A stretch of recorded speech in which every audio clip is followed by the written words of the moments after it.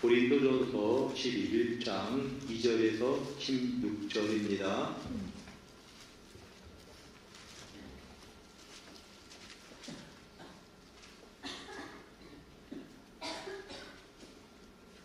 찾으셨으면 우리가 한 절씩 교독합니다. 너희가 모든 일에 나를 기억하고 또 내가 너희에게 전하여 준 대로 그 전통을 너희가 지킴으로 너희를 칭찬하노라.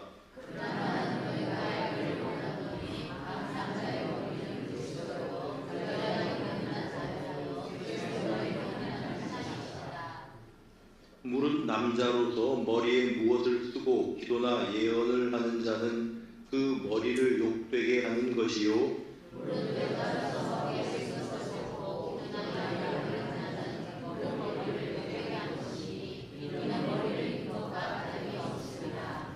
만일 여자가 머리를 가리지 않거든 깎을 것이요. 만일 깎거나 미는 것이 여자에게 부끄러움이 되거든 가릴지니라.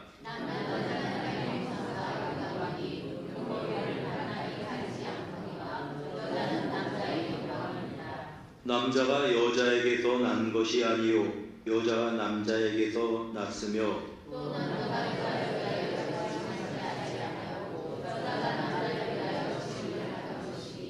그러므로 여자는 천사들로 말미암아 권세 아래에 있는 표를 그 머리 위에 둘지니라.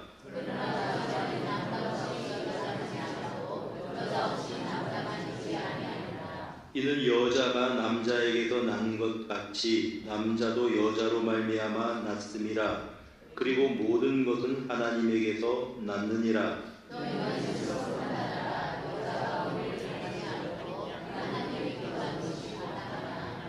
만일 남자에게 긴 머리가 있으면 자기에게 부끄러움이 되는 것을 본성이 너희에게 가르치지 아니하느냐.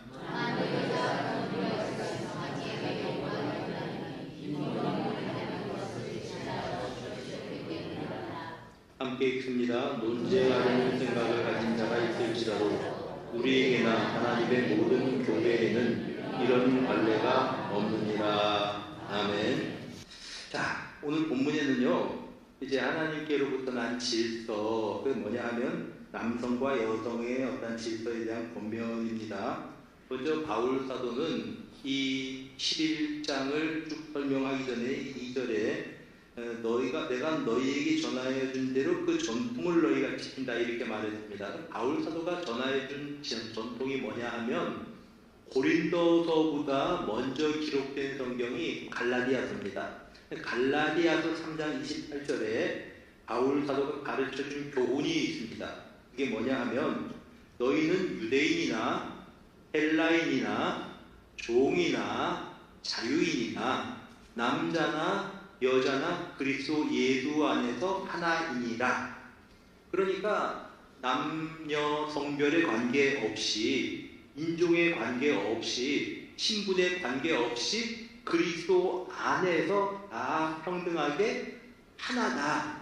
동일한 어떤 권리를 가진 하나님의 자녀다라고 전제를 해놓고 있습니다. 이걸 먼저 바울도 가르쳤거든요. 그러니까 이러한 전통을 고린도 교회에서도 받아서 잘 지키고 있으니 너희가 참 잘한다. 그렇게 먼저 칭찬을 하고 있는 것입니다. 자, 그런데 공식 예배에서 혼란한 일이 발생했습니다.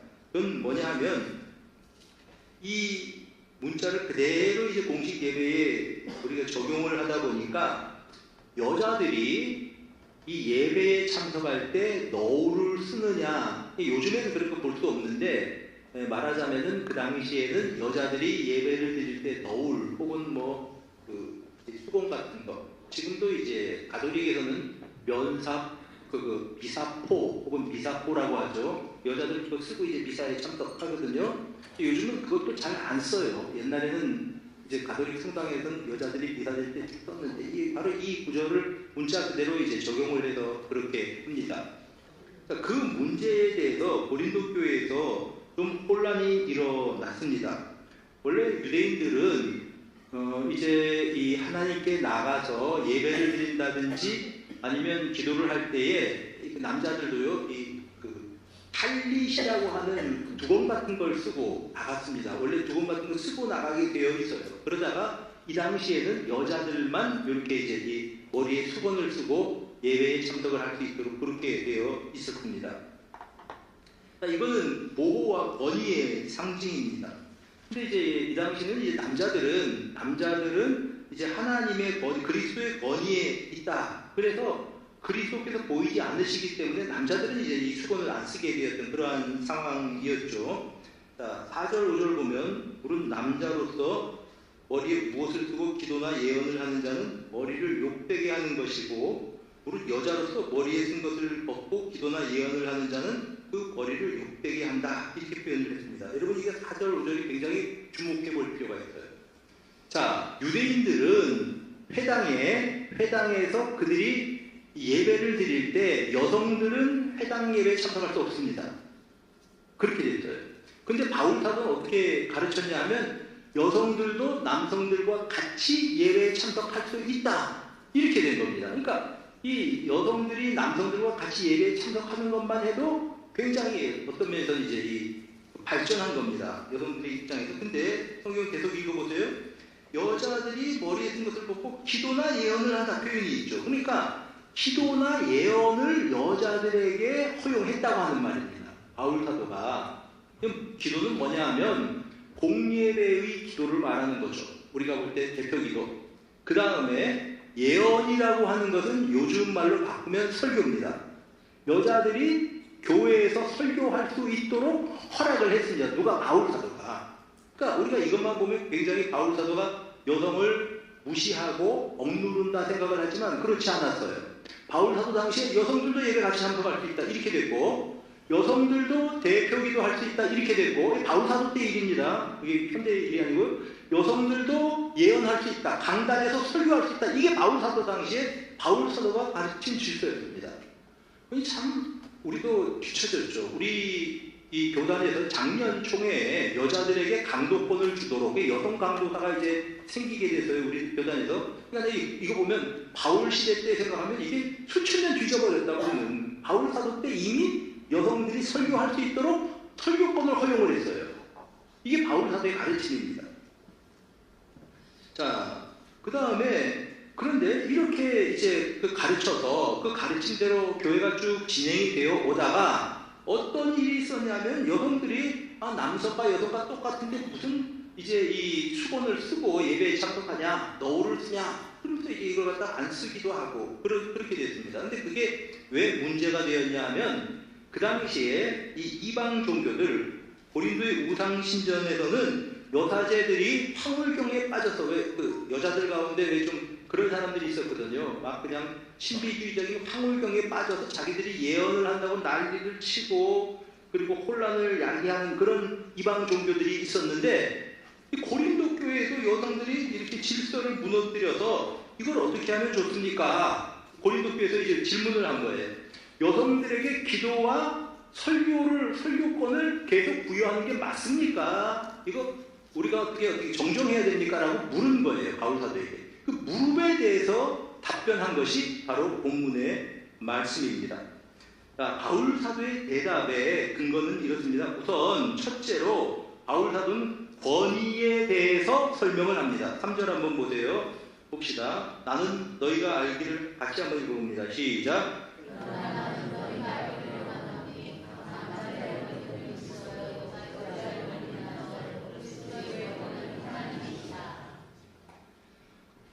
여기 보면은 이제 남자의 머리는 그리스도라고 이렇게 표현을 했습니다. 그리스도께서는 보이지 않으시기에 남자들은 이제 머리 안 쓴다 이런 표현이죠.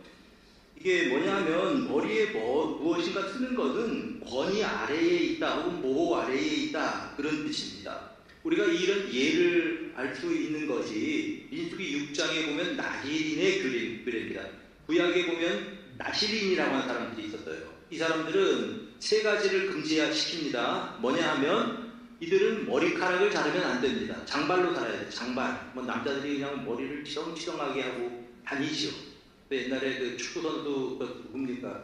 김주동인가? 하여간 머리 기는 사람 있었잖아요. 그 야구선수. 그래서 이제 삼손이라고 그랬는데 머리카락을 기르게 했고, 그 다음에 또 하나가 이제 부정한 것, 그 시체를 가까이 하지 않고, 두 번째 금령입니다. 세 번째 금기가 뭐냐 하면은 이들은 포도주를 마시지 말 것. 이게 이제 나시린의 규례였어요.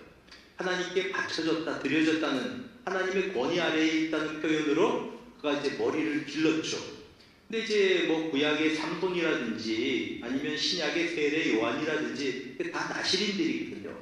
근데 이 나시린의 규례를 깡그리 다 깨뜨려 버린 사람이 삼손입니다. 이 세 가지 규례를 다 깨뜨려 버려요, 삼손이. 그래서 결국은 나중에 머리카락까지 깎이고 비참하게 그가 인생의 마지막을 맞이한 것을 보게 됩니다. 자, 이제 우리 3절을 가만히 보면 그리스도의 머리는 하나님이시라 표현을 했습니다. 성부와 성자가 동등하지만 사역에 있어서 성자 예수님은 항상 성부 하나님께 순종했습니다. 그래서 요한복음 8장 29절에 이렇게 말씀을 합니다. 나를 보내신 이가 나와 함께 하시도다. 그러면서 나는 항상 그가 기뻐하는 일을 행했다. 항상 성자 예수님은 성부 하나님의 아래에서 순종의 자세를 취했다고 하는 말입니다. 이게 바로 권위를 인정하는 태도입니다. 그러니까 이제 여성이 그 수건을 쓰는 것은 남자의 권위 아래에 있다는 그러한 상징적인 표현이다라는 말입니다. 이거는 남자와 여자가 열등하다는 표현이 아니고 질서를 말하는 겁니다. 교회 내에서 여자들도 기도와 설교를 할 수 있도록 되어 있어서 이게 대단한 거죠. 우리가 지금 읽으면 대단해요. 야, 벌써 그 당시에 여자들이 강대상에서 설교를 할 수 있게 했구나. 이 당시 바울 사도가 그랬다니까요. 그런데 수건을 쓰고 해라. 이게 뭐냐면 교회의 질서 때문에 그렇다라고 말씀을 하고 있는 것입니다. 자, 그런데 이렇게 운영을 하다 보니까 생긴 것이 부작용이라고 하는 말입니다. 여자들이 막 그냥 공예배에서 기도와 설교를 하게 되었더니 막 무질서하게 수건도 벗어버리고, 그래서 이거 이렇게 하면 문제가 생길 게 아니냐, 우리 바울 사도께 한번 여쭤봅시다. 그렇게 해서 이제 질문을 했던 거죠. 여러분, 교회에는 질서가 무너지면 안 됩니다. 그 권위가 무시돼도 안 됩니다. 로마서 12장 3절에 이렇게 말씀을 합니다. 내게 주신 은혜로 말미암아 너희 각 사람에게 말하노니 마땅히 생각할 그 이상의 생각을 품지 말고 오직 하나님께서 각 사람에게 나누어 주신 믿음의 분량대로 지혜롭게 생각하라. 내가 생각할 분량이 있습니다. 내가 책임져야 될 분량이 있고 내가 해야 할 일이 있는 것입니다. 그래서 한계를 벗어나서 내가 막 그냥 이제 그 권한을 남용하게 되면 질서가 무너지는 것이죠. 교회에도. 그러니까 이 부분을 이야기를 하는 겁니다. 그래서 그 질서에 대해서 바울 사도가 이야기를 하고 있는 것입니다. 그래서 예언도 기도도 여자들 다 할 수 있습니다. 그러나 수건을 쓰고 해라. 그렇지 않으면 곤란하게 되고 질서가 무너지게 된다. 이런 말씀을 하고 있는 것입니다.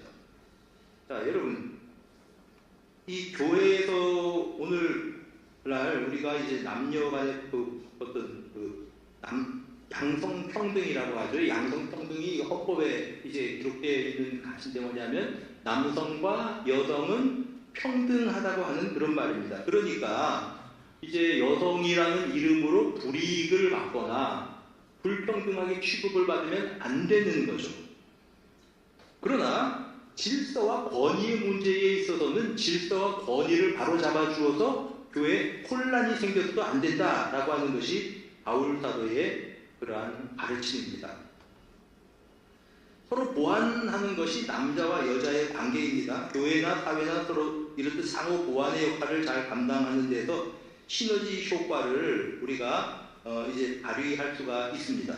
요즘은 이제 페미니즘, 흔히 말하는 페미니즘이 방향이 좀 너무 이게 잘못 나가 있는 것 같이 느껴집니다.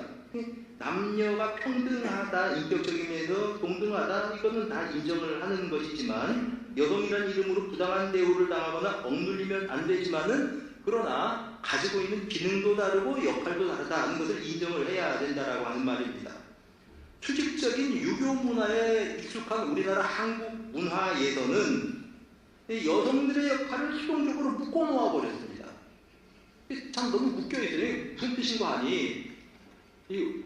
사회에서 들으면 참 기가 막힐 노릇인데 예산 편성하는데 여성들이 한 명도 안 들어가요. 우리 교회 얘기했다면 세상에 여러분 기재부에 한번 생각을 해보십시오. 이 예산 편성하고 시작하는데 여성들이 안 들어가요. 근데 아무도 거기에 대해서는 왜 그러냐고 말하는 사람이 없어요. 참 이상하죠. 사실은 정말 이 세상보다 뒤처진 거죠. 교회가 그런 면에서. 그런 면들에서 이제 우리들이 이런 부분들을 좀 이렇게 문제의식을 가지고 바꾸어 나가야 될 필요가 있다라고 하는 그러한 말입니다. 그래서 이제 여성 인력을 활용하지 못하는 그러한 이제 경향이 있습니다. 이게 참 우리 고쳐야 될 부분이라고 생각을 합니다. 그래서 여성 리더십의 확장이나 어떤 여성 인력의 어떠한 그 적극적인 활용에 대해서 우리들이 좀 이제 그 문호를 열고 이렇게 이제 해야 된다고 생각을 합니다. 오히려 바울 시대보다 뒤떨어졌는지도 몰라요. 여성이 설교한다는 사람들이 다 이해를 못 하잖아요. 근데 바울 시대는 여성 설교하라고 그랬다니까요. 설교권, 기도권 다 있었습니다. 자, 그런데 그러다 보니까 어떤 문제가 생기냐 하면 남녀의 차이를 어떤 구별하는 정도가 아니라 아주 극단적으로 남자와 여자가 동등하다고 하는 양성 평등의 주장도 있는데 그것도 성경적인 것은 아닙니다. 예를 들면 이런 거죠. 여러분 이런 말 잘못하면은 요즘은 성차별적인 용어래요. 방송에서 예를 들어서 방송인이나 뭐 아나운서나 이런 사람들이 이런 말 쓰면 안 된답니다. 이런 거죠. 말하자면 아무래도 방송에 나가는 사람이 아나운서가 아들들 키울 때 엄마들이 더 힘드실 것 같아요. 남자 아이들이 활동적이니까 성차별적인 언어래요. 그런 언어 쓰면 안 된대요. 그래서 참 봐도 참 별것 다 그냥 이게 뭐 성차별적인 용어라고 한다. 어떤 경우에는 그냥 어떤 직장에서 여성분한테 뭐 아무개신 참 예쁩니다 이렇게 말해도 안 된대요. 이게 성차별적인 용어래요.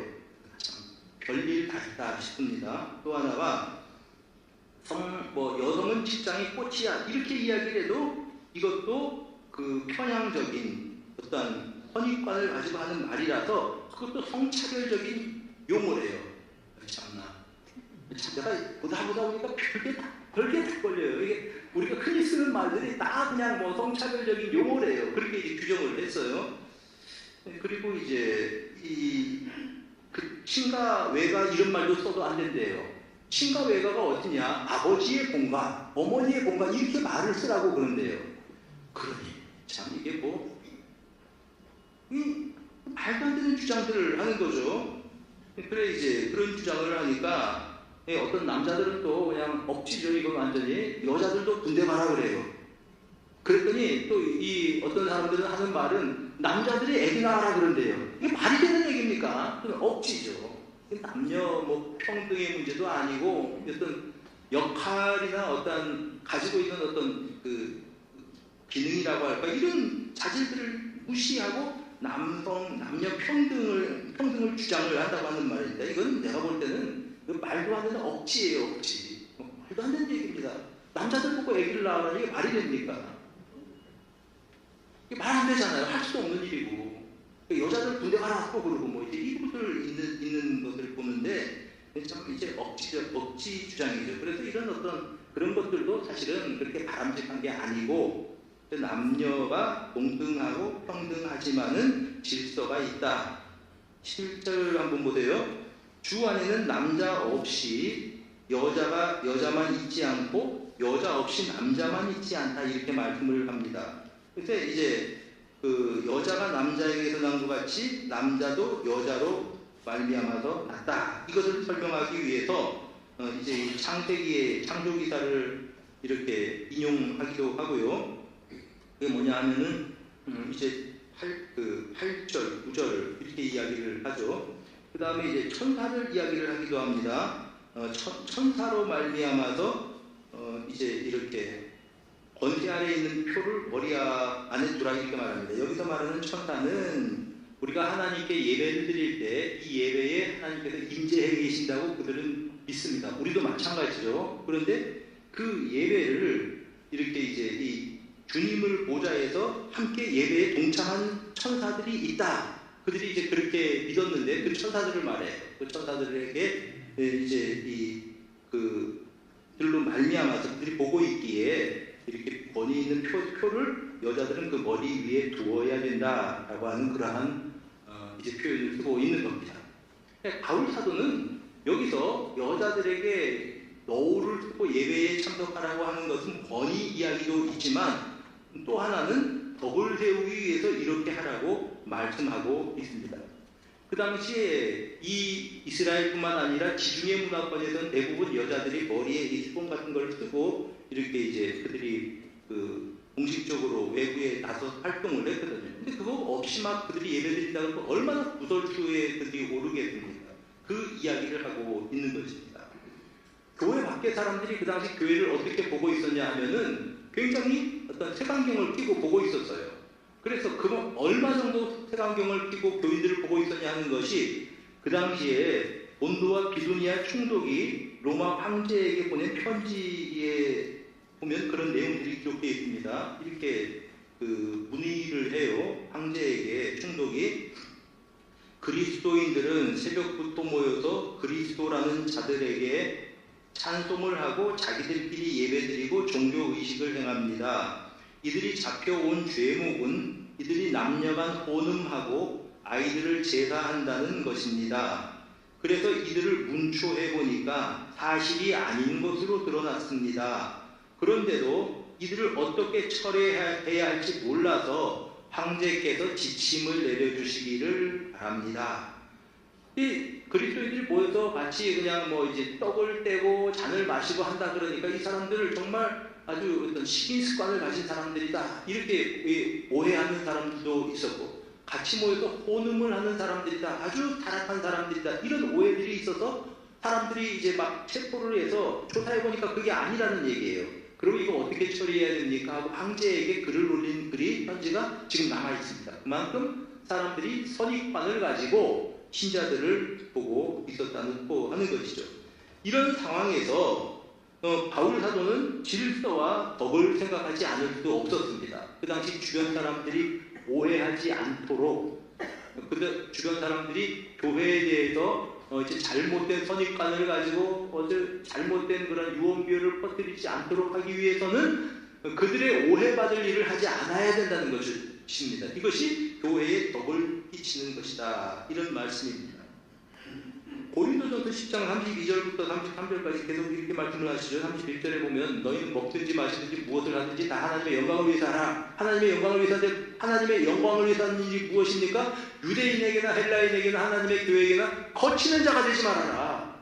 여러분 교회에 거치는 사람이 되지 말아라. 바울서가 계속해서 부탁하는 게 그겁니다. 제발 교회에서 거치는 사람 되고 사람들 사이에 분쟁을 일으키고 사람들 사이에서 마찰을 일으키는 사람이 되지 마라. 문제 일으켜서 막 사람들이 서로 싸우게 하는 그건 하나님의 영광을 무너뜨리는 거다. 바울서의 강조예요. 여러분 하나님의 교회에 이 평온함을 깨버리고 하나님의 교회를 무너뜨리는 일은 하나님의 영광을 깨버리는 일이에요. 이게 얼마나 참 무서운 일입니까? 그래서 바울 사도가 제발 좀 하나님의 영광을 위해서 살아라. 그럼 어떻게 하는 게 하나님의 영광을 위하는 것입니까? 유대인에게나 헬라인에게나 하나님의 교회나 거치지 않는 사람이 되라. 그리고 모든 일에 모든 사람을 기쁘게 하여 자기의 유익을 구하지 않고 많은 사람의 유익을 구하여 그들로 구원을 얻게 해라. 자, 어떤 문제에 있어서 우리들이 이제 이 다른 사람의 입장을 배려해서 행동을 하라는 겁니다. 여러분 고기 먹는 문제에 있어서 바울 사도가 그 얘기를 했죠. 고기를 먹어도 되고 안 먹어도 되지만 그러나 믿음이 연약한 자가 고기를 먹는 것을 보고 시험에 들면 안 되니까 그럴 것 같으면 내게 권리가 있어도 행사하지 말라고 하는 겁니다. 그러니까 이게 바울 사도에게 배울 점이 그겁니다. 자, 너울을 쓰고 예배를 드려라 드리지 말아라 지금은 어차피 안 쓰니까요. 그 자체가 중요한 것보다도 권위와 질서 이야기를 하고 있고 또 하나는 교회에 우리가 덕을 끼쳐야 되겠다. 유익을 끼쳐야 되겠다. 그 말씀을 하고 있는 것입니다. 흔히 이런 말 하죠. 교회는 맞는 말만 하는 곳이 아니고 덕 세우는 말을 하는 곳이다. 내 말이 맞다고 해서 계속 내 주장만 해서 사람들 마음에 상처를 주면 그냥 교회를 무너뜨리는 거예요. 하나님의 영광을 깨버리는 겁니다. 그렇게 하지 말고 남을 배려하고 남을 생각하고 그래서 덕을 끼쳐라 라는 것이 바울 사도의 가르침인 것입니다. 항상 우리 신자들은 내 개인의 권리보다 앞세워야 되는 것이 다른 사람에게 덕이 되느냐의 여부라고 하는 것입니다. 나를 위해서 신앙생활하는 것이 아니고 교회 공동체를 생각해서 타인을 생각해서 이제 신앙생활하라고 가르치고 있는 것입니다. 그리고 또 한 가지 오늘 본문에서 본성이 가르친다 이런 표현이 있는데 그 부분을 한번 생각을 해보겠습니다. 4절 무릇 남자로서 머리에 무엇을 쓰고 기도나 예언을 하는 자는 그 머리를 부끄럽게 하는 것이고 욕되게 하는 것이다 이렇게 말씀을 했죠. 그 다음에 14절 보면 만일 남자에게 긴 머리가 있으면 자기에게 부끄러움이 되는 것을 본성이 너에게 가르치지 아니하냐. 이게 참 재미있는 표현. 본성이 가르친다고 하는 것이 재미있는 표현입니다. 자, 우리에게는 하나님께서 주신 자연스러운 본성이 있습니다. 그 본성에 따라 살아가는 것이 지혜입니다.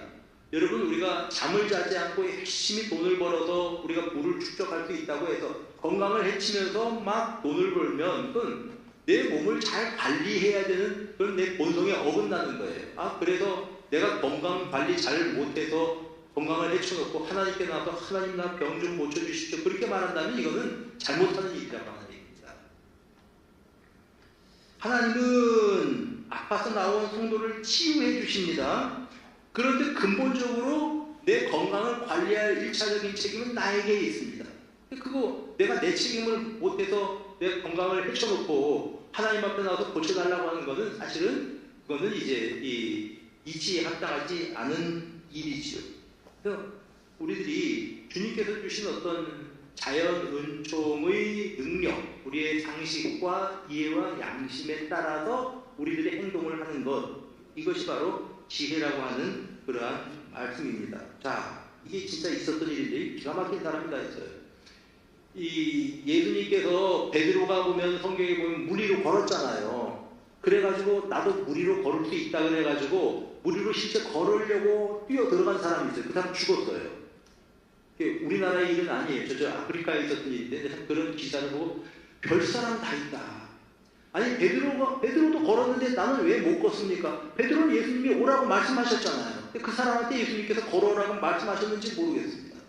그런데 나도 물 위로 걸어갈 수 있다 그러고 걸어 들어가서 사람이 빠져서 익사를 해버렸습니다. 이게 순교입니까? 뭡니까? 이건 상식을 벗어난 일을 하는 거예요.